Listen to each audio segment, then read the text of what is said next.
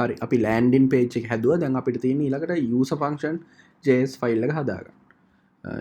user function js file එකේ අපිට ප්‍රධාන වශයෙන්ම කරන්න තියෙන register එකයි login එකයි හදාගන්න. මොකෝ ඒක තමයි තියෙන මේන්ම අවස්ථා දෙක. එකක් එක්ක login වෙනවා, එහෙමත් නැත්නම් register වෙලා පස්සේ login වෙනවා. හරි. එතකොට මුලින්ම මේක දැන් back end එකත් එක්ක මේකේ connection එක තියෙන්න ඕන හින්දා මම Axios import කරගන්නවා මුලින්ම. require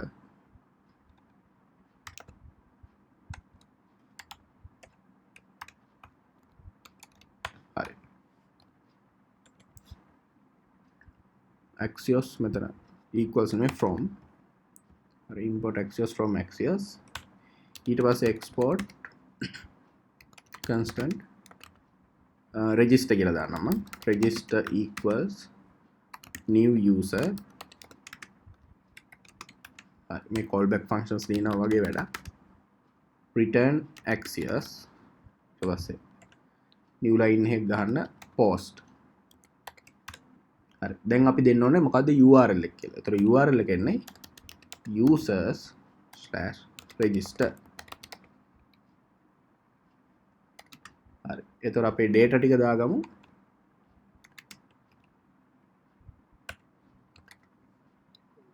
first name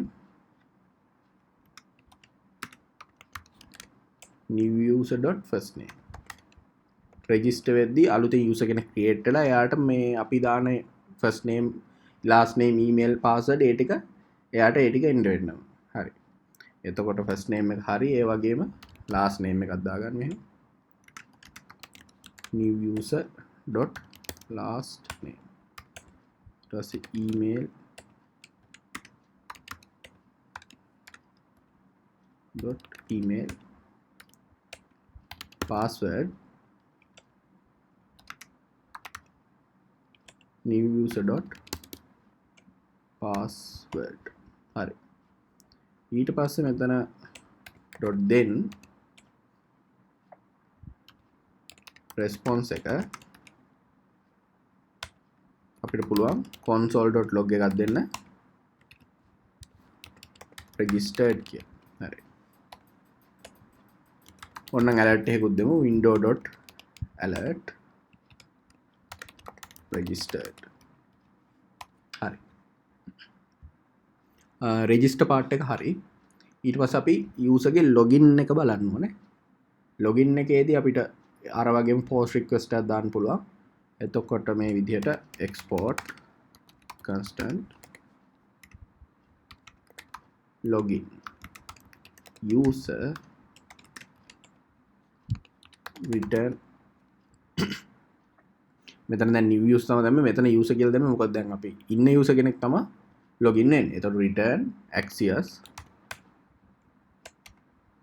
post URL එක දෙන්න පුළුවන් අපිට users/login. හරි. ඊට පස්සේ data ටික තමයි සාමාන්‍ය log එකදී email එකයි password එක විතරයි දෙන්නේ. ඒතකොට email එක user.email ඒ වගේම password එක user.password. හරි. ඊපස්සේ dot then response එක local storage dot set item ඒ කියන්නේ user කෙනෙක් log වුණ ගමන්ම එයාගෙන් session එක හැදෙන්න ඕන. local storage dot set item user token එක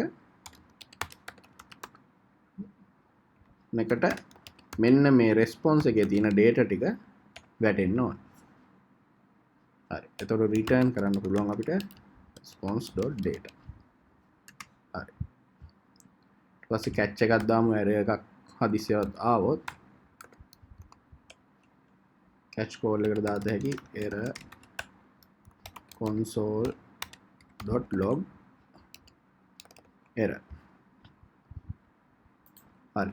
user functions ටික හදලා ඉවරයි. එහෙනම් ඊළඟ වීඩියෝ එකෙන් ආයෙත් හම්බ වෙමු.